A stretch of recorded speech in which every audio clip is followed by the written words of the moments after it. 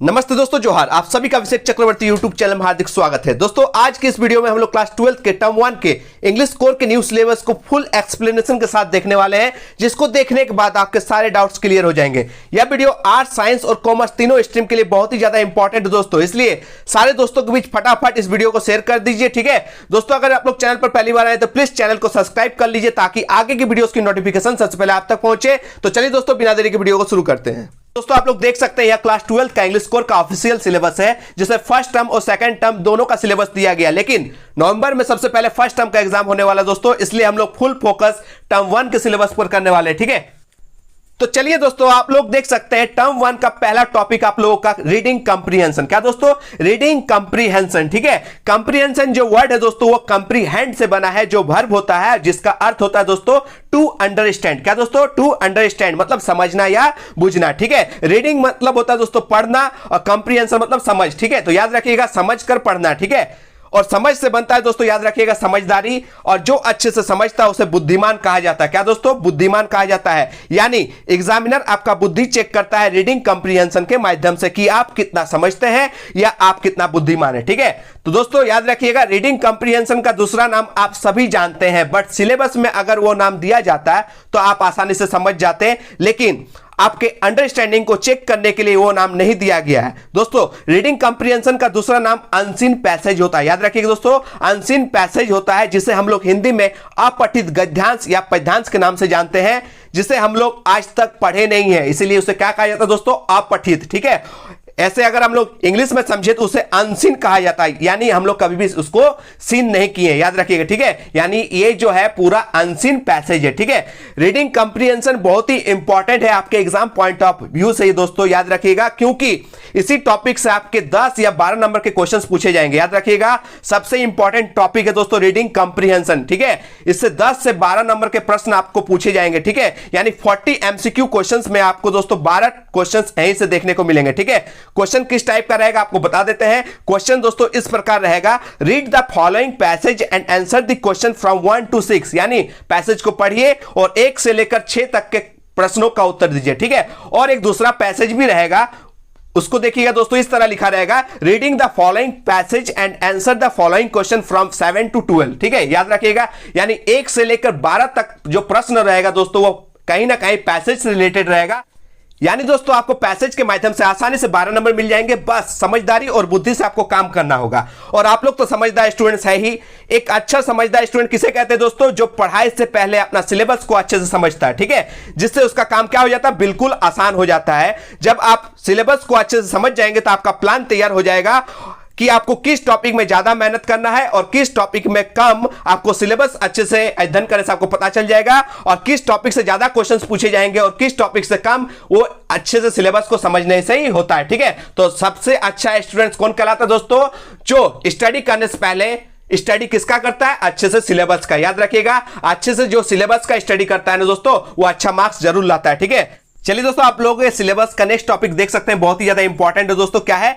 Note making and summary writing. क्या? Note making and summary writing. ठीक है दोस्तों, note making is an important study skill. याद रखिएगा, हम लोगों के टाइम में पैसेज दिया जाता था, उसमें हम लोगों को पैसेज का इंपॉर्टेंट वर्ड्स को पॉइंट और सब पॉइंट्स बनाकर उसका नोट मेकिंग बनाना पड़ता था, और पूरे पैसेज को उसका समरी लिखना पड़ता था। याद रखिएगा, पूरे पैसेज को पढ़कर उसको शॉर्ट में समरी लिखना पड़ता था। ऐसा आप लोगों को भी करना पड़ेगा, लेकिन टर्म 2 में, टर्म 1 में नहीं। ठीक है, बट एमसीक्यू टाइप का क्वेश्चन आने वाला है दोस्तों, याद रखिएगा आप लोगों के टर्म 1 में। इसलिए बस आप लोगों को एक काम करना है, नोट मेकिंग और समरी राइटिंग का कैरेक्टरिस्टिक्स जानना है। ठीक है, अच्छे से याद रखिएगा, note making and summary writing का आपको बस कैरेक्टरिस्टिक्स जानना है, यानी उसका नियम जानना है कि एक अच्छा नोट मेकिंग और अच्छा समरी राइटिंग के लिए आपको क्या क्या करना पड़ेगा, उसके क्या क्या नियम है, बस ये जान लीजिएगा। ठीक है, जैसे दोस्तों समझा देते हैं आप लोगों को, नोट्स शुड बी शॉर्ट। ये जो नोट मेकिंग में होता है दोस्तों, नोट्स एकदम शॉर्ट में होता है, और याद रखिएगा इसको फ्रेजेस में लिखा जाता है, ना कि सेंटेंस में। याद रखिएगा, नोट मेकिंग बनाते टाइम बहुत सारा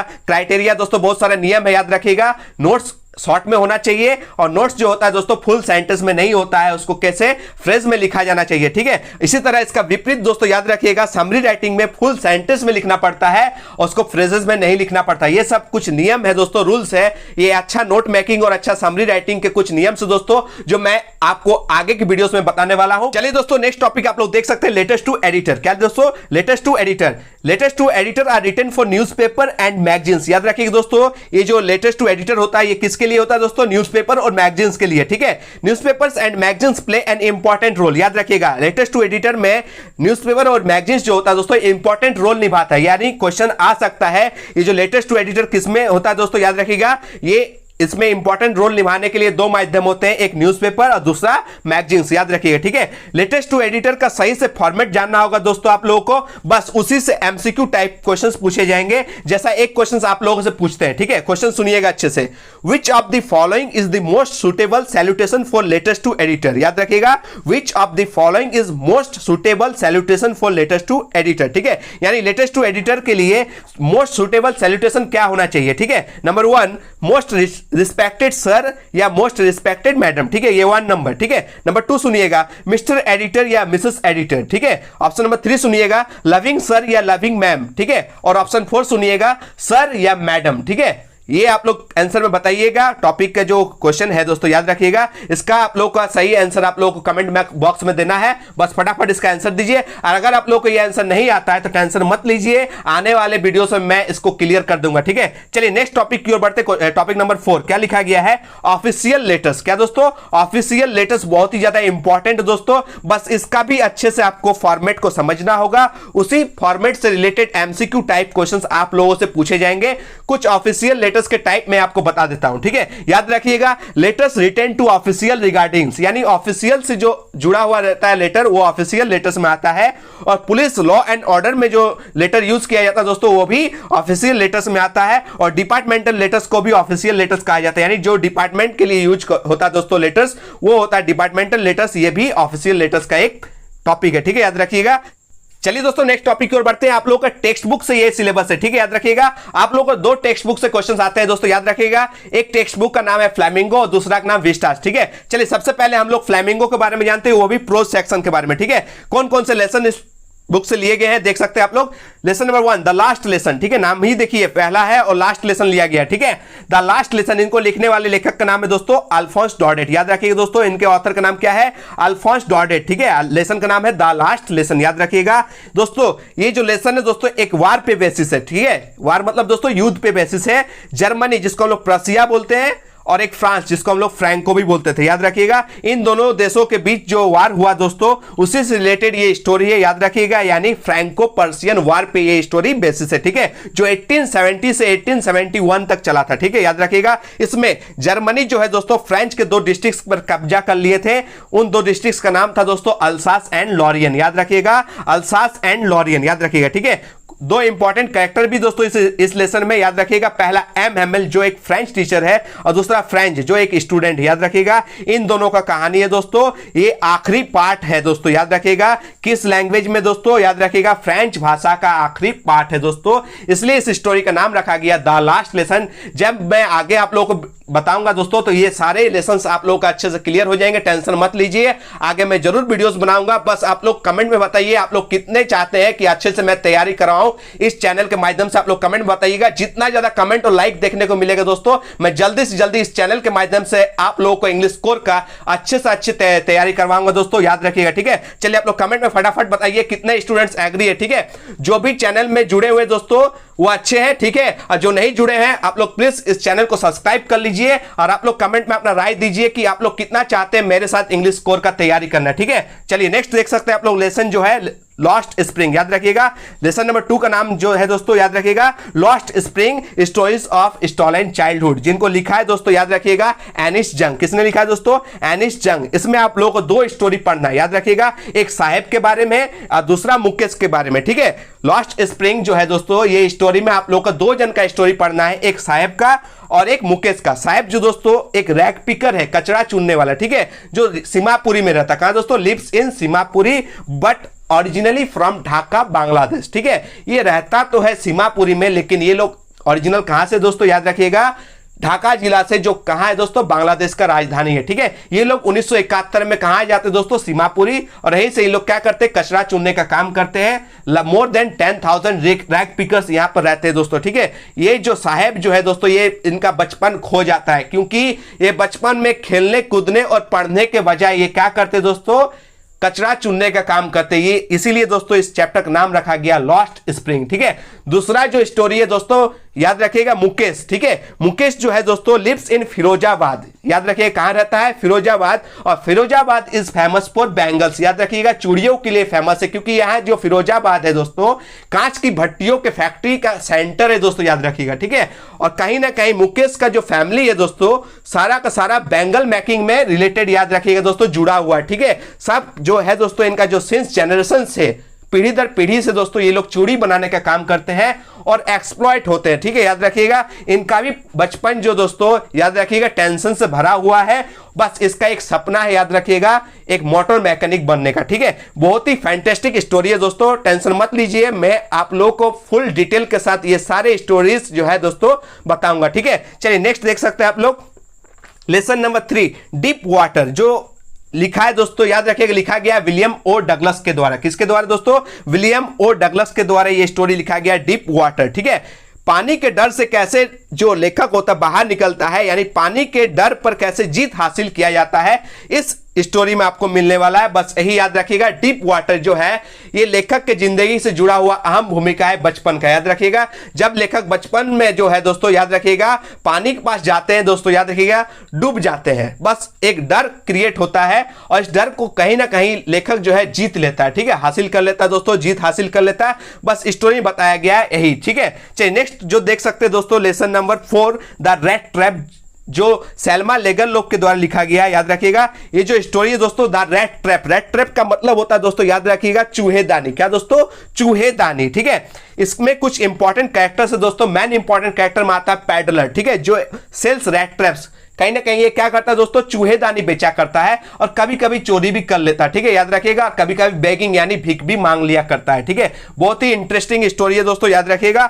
नेक्स्ट जो इंपॉर्टेंट कैरेक्टर है दोस्तों, द ओल्ड क्राफ्टर। ठीक है, जिनको पैडलर एक दिन ठग लेता है। तीसरा इंपॉर्टेंट कैरेक्टर है दोस्तों, द आयरन मास्टर, और चौथा इंपॉर्टेंट कैरेक्टर है दोस्तों, एडला विल्मनसन। जो एडला विल्मनसन है दोस्तों, ये अपना लव और केयर के वजह से पैडलर को पूरी तरह से कंप्लीटली चेंज कर देता है अपना अच्छाई से। ठीक है, यही स्टोरी का बेसिक है। ठीक है, याद रखिएगा, the story also highlights that this world is a big rat trap. ये जो स्टोरी है दोस्तों, हाईलाइट करता है कि पूरी दुनिया जो है एक रैट ट्रैप है, एक चूहेदानी है। बस उसमें क्या किया जाता है, लालच दिया जाता है, और जैसे ही हम लोग उस लालच को टच करते हैं, हम लोग ट्रैप हो जाते हैं, जाल में फंस जाते हैं। ठीक है, इस स्टोरी का मैसेज है दोस्तों, याद रखिएगा, ये जो पूरी दुनिया है इसमें एक जाल बिछा हुआ है, और जैसे ही हम लोग गलत काम के लिए करते हैं दोस्तों, कहीं भी हम लोग कुछ बुरी संगत में चले जाते हैं या फिर उसको लालच में वो काम टच करने जाते हैं, तो उसमें हम लोग क्या करते हैं दोस्तों, उस जाल में हम लोग भी यही हो जाते हैं, फंस जाते हैं और पूरी जिंदगी हम लोग को झेलना पड़ता है। याद रखिएगा,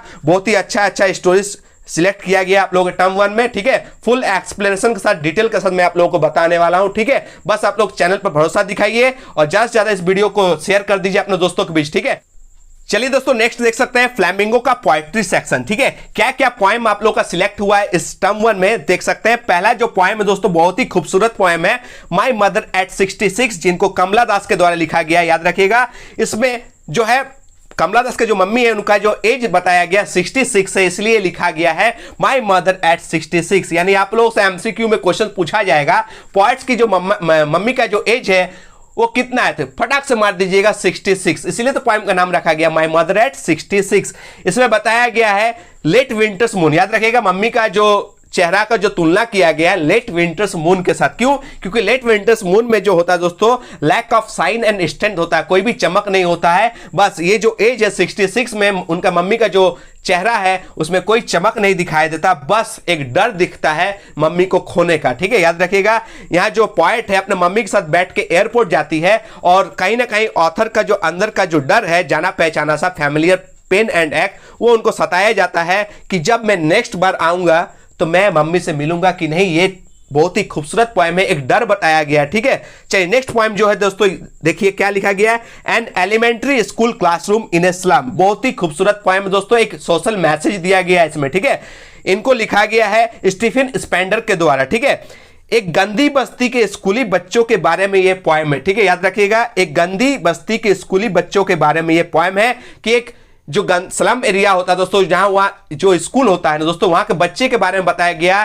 कैसे वो बच्चे आते हैं, कैसे पढ़ते हैं। ठीक है, कैसे गंदा क्रिएट माहौल होता है और इसको सुधारने का काम ना गवर्नमेंट के द्वारा किया जाता है, ना जो समाज में जो बुद्धिजीवी वर्ग है, जो अमीर क्लास के वर्ग है, वो लोग इनके बारे में कुछ सोचने का काम नहीं कर रहे हैं। ठीक है, यही बताया गया। ठीक है, इन लोगों को आगे बढ़ना चाहिए इन लोगों की स्थिति को सुधारने के लिए। और इसमें दो टाइप के वर्ल्ड बताया गया है, रिच एंड पुअर। ठीक है, ये लोगों का दुनिया रिच वाले दुनिया से बिल्कुल अलग है दोस्तों। ठीक है, ये लोग गंदी बस्ती में रहते हैं, बस उसी में उलझ कर रह जाते हैं। ठीक है, बहुत ही इंटरेस्टिंग पॉइंट है दोस्तों, मैं बताऊंगा। ठीक है, चलिए नेक्स्ट पॉइंट की ओर देख सकते हैं क्या लिखा गया दोस्तों, कीपिंग क्वाइट। बहुत ही अच्छा पॉइंट है दोस्तों, पैब्लो नेरुदा के द्वारा। ठीक है, इनको लिखा गया कि इनके द्वारा दोस्तों, पैब्लो नेरुदा के द्वारा। ठीक है, in this point the poet urges to count 12 and be still. याद रखिएगा, इसमें कवि जो है अनुरोध करते हैं, मैं 12 तक गिनूंगा, बस आप लोग चुप रहिएगा, एकदम साइलेंट रहिएगा, यानी क्वाइट रहिएगा। इसलिए इस पोएम का नाम रखा गया है कीपिंग क्वाइट, यानी मैं 12 तक गिनूंगा और आप लोग सब क्या रहिएगा, एकदम साइलेंट रहिएगा, एकदम चुप रहिएगा, ताकि और क्या, कोई भी किसी को हार्म नहीं पहुंचाइएगा। आपने जो हैंड से उसको ठीक से रखिएगा, यानी इधर उधर मत कीजिएगा ताकि किसी को हार्म ना पहुंचे। ठीक है, याद रखिए, एन एक्जोटिक मोमेंट होने वाला है, गजब का मोमेंट होने वाला है दोस्तों इस पोएम में। और एक एग्जांपल लिया गया अर्थ को। ठीक है, अर्थ को एक एग्जांपल लिया गया, अर्थ रिमेन्स अलाइव। याद रखिएगा, when everything seems dead the earth remains alive, यानी पूरा दुनिया में जब सब कुछ खत्म हो जाता है ना, लेकिन पृथ्वी जीवित रहता है। ठीक है, इस पोएम का एक मैसेज है। चलिए दोस्तों, आप लोग सिलेबस का नेक्स्ट टेक्स्ट बुक के बारे में जान लेते हैं, विस्टास। ठीक है, इस विस्टास टेक्स्ट बुक से कौन कौन से चैप्टर सिलेक्ट किया गया है टर्म 1 के लिए, वो देख सकते हैं। पहला जो इंपॉर्टेंट टेक्स्ट बुक से जो चैप्टर लिया गया है, द थर्ड लेवल। ठीक है, इसे लिखा गया है जैक फिने के द्वारा। किनके द्वारा दोस्तों, जैक फिने के द्वारा लिखा गया है। इसमें कुछ इंपॉर्टेंट कैरेक्टर्स हैं, उनके बारे में पहले जान लेते हैं। सबसे इंपॉर्टेंट कैरेक्टर दोस्तों चार्ली है। कौन दोस्तों, चार्ली, जो एक स्कैपिश नेचर है। ठीक है, याद रखिए दोस्तों, स्कैपिश नेचर के इंसान है दोस्तों, यानी मॉडर्न वर्ल्ड से ये भागना चाहता है। ठीक है, लिव्स इन न्यूयॉर्क। कहां रहता है दोस्तों, न्यूयॉर्क में रहता है। Wants to escape from the present world, यानी प्रेजेंट वर्ल्ड जो है दोस्तों, यहां से ये एस्केप करके भागना चाहता है, क्योंकि ये जो प्रेजेंट वर्ल्ड है दोस्तों, कहीं ना कहीं वार से रिलेटेड है, स्ट्रेस, वरीज और इनसिक्योरिटी से भरा पड़ा है। ठीक है, ना कोई सुरक्षा है दोस्तों, जगह जगह पे वार हो रहा है और स्ट्रेस या टेंशन पर इंसान है। ठीक है, याद रखिएगा, ये सारे टेंशंस की वजह से ये जो है स्केपिश नेचर का हो गया है और इस दुनिया से ये कहां जाना चाहता है दोस्तों, द वर्ल्ड ऑफ 1894। कहां दोस्तों, he likes the world of 1894। ये 1894 का दुनिया इनको पसंद है, क्योंकि ये जो दुनिया है दोस्तों, इनका दादाजी का दुनिया था। ठीक है, और ये पीछे की ओर जाना चाहता है, अपना दादाजी की दुनिया में वापस जाना चाहता है, क्योंकि वो जो दुनिया था दोस्तों, पूरी तरह से शांति वाला दुनिया था। ठीक है, और अभी जो मॉडर्न वर्ल्ड है दोस्तों, याद रखिएगा, पूरी तरह से स्ट्रेस, वार, वरीज और इनसिक्योरिटी से भरा पड़ा है। ठीक है, इस नंबर 2 कैरेक्टर दोस्तों लुइजा, जो चार्ली का वाइफ है दोस्तों, और एक सैम जो चार्ली का फ्रेंड है। याद रखिएगा, ये 3 इंपॉर्टेंट कैरेक्टर है इस स्टोरी में। ठीक है, चलिए नेक्स्ट स्टोरी देख सकते हैं क्या लिखा गया दोस्तों, द टाइगर किंग। बहुत ही इंपॉर्टेंट स्टोरी है दोस्तों, मेरा फेवरेट स्टोरी में आता है। ठीक है, द टाइगर किंग जो है दोस्तों, काल्की के द्वारा लिखा गया है। ये एक स्टेट के बारे में दोस्तों, प्रतिबंधपुरम। ठीक है, प्रतिबंधपुरम के राजा के बारे में है, यानी द महाराजा ऑफ प्रतिबंधपुरम के बारे में है। और ये जो द महाराजा प्रतिबंधपुरम है, he is known as the tiger king, इन्हीं को द टाइगर किंग के नाम से जाना जाता है। ठीक है, इसमें एक बात बता देता हूं, द चीफ एस्ट्रोलॉजर टोल्ड, ये जो चीफ एस्ट्रोलॉजर है, जो दोस्तों एस्ट्रोलॉजी जानता है ना, भविष्यवाणी जानता है, वो जो है दोस्तों, जो जब टाइगर किंग बॉर्न हुआ था ना, तब एक भविष्यवाणी किया था कि ये जो टाइगर किंग है, यानी जो महाराजा है, ये बचपन में एक in the hour of bull में जन्म लिया था। ठीक है, याद रखिएगा, in the hour of bull में जन्म लिया था। और कहीं ना कहीं बुल यानी सांड और टाइगर एक दूसरे का दोस्तों दुश्मन है। ठीक है, that's why his death would come from the tiger, इसलिए इनकी मृत्यु किनके द्वारा होगी दोस्तों, याद रखिएगा, एक बाघ के द्वारा होगा। लेकिन इसका निवारण के लिए एस्ट्रोलॉजर से पूछा जाता है, तो एस्ट्रोलॉजर जवाब देता है, एक ट्रिक निकालता है, you have to kill 100 tigers, आपको कितना बाघ मारना पड़ेगा, 100 बाघ मारना पड़ेगा, and beware the last one, याद रखिएगा, और 100वां बाघ से आपको बचना होगा। ठीक है, चलिए दोस्तों नेक्स्ट चैप्टर की ओर बढ़ते हैं, chapter number 3, journey to the end of the earth. ठीक है, इसको लिखा गया दोस्तों, याद रखिएगा, तिसानी जोशी के द्वारा। ठीक है, in journey to the end of the earth, Tishani Joshi describes the journey to the coldest the driest and the windiest continent in the world Antarctica. ठीक है, याद रखिएगा, दुनिया का सबसे ठंडा, सबसे शुष्क और सबसे हवादार महाद्वीप के बारे में ये स्टोरी है दोस्तों। याद रखिएगा, अंटार्कटिका के बारे में। ठीक है, जहां 90% जो पानी है दोस्तों फ्रिज यानी बर्फ के रूप में जमा हुआ है। ठीक है, बहुत ही विंडेस्ट है दोस्तों, याद रखिएगा, यानी हवादार है और सबसे कोल्डेस्ट है। ठीक है, एक फिल्म है दोस्तों एंटरटेनमेंट जिसमें आप लोगों को दिखाया गया है। ठीक है, चलिए सिलेबस का आखिरी चैप्टर आप लोग देख सकते हैं, द एनिमी। बहुत ही इंपॉर्टेंट चैप्टर है दोस्तों, पीएल एक्स बक के द्वारा। किनके द्वारा दोस्तों? पीएल एक्स बक के द्वारा ये लिखा गया द एनिमी। ये वर्ल्ड वॉर 2 के टाइम का स्टोरी है दोस्तों, याद रखिएगा, जब जापान जो है अमेरिका के साथ वार में था यानी युद्ध में था। ठीक है, इंपॉर्टेंट कैरेक्टर के बारे में थोड़ा जान लेते हैं दोस्तों। पहला सबसे इंपॉर्टेंट कैरेक्टर दोस्तों डॉक्टर सैडो, जो एक जापानीज डॉक्टर है। कहां का दोस्तों? एक जापानीज डॉक्टर है और ये इनका वाइफ का नाम है हैना। क्या नाम है दोस्तों? हैना, HANA। ठीक है, और तीसरा जो कैरेक्टर दोस्तों टॉम। ठीक है, और चौथा जो important character the old general. ठीक है, यही कुछ इंपॉर्टेंट कैरेक्टर दोस्तों इस स्टोरी का। ठीक है, सारे स्टोरी को मैं फुल डिटेल के साथ आप लोगों को बताने वाला हूं। ठीक है, आप लोग बस कमेंट में बताइए कौन कौन मेरे साथ पढ़ना चाहते हैं। ठीक है, कमेंट जितना ज्यादा होगा, जितना ज्यादा लाइक और शेयर होगा, मैं आप लोगों को जल्दी से जल्दी ये पूरा सिलेबस है कवर करूंगा और नवंबर तक आप लोग का सारा जो सिलेबस दोस्तों रिवीजन के साथ कंप्लीट कर दूंगा। ठीक है, बस आप लोग मेरा साथ दीजिए और चैनल को ज्यादा से ज्यादा सब्सक्राइब कीजिए और सारे दोस्तों के बीच इस वीडियो को फैला दीजिए। ठीक है, तो आशा करते हैं दोस्तों आज का ये वीडियो आप लोगों को पसंद आया और आप लोगों को ये वीडियो थोड़ी सी भी हेल्पफुल लगी तो प्लीज इस वीडियो को ज्यादा से ज्यादा लाइक, शेयर एंड कमेंट करें। तब तक के लिए दोस्तों धन्यवाद। जय हिंद, वंदे मातरम।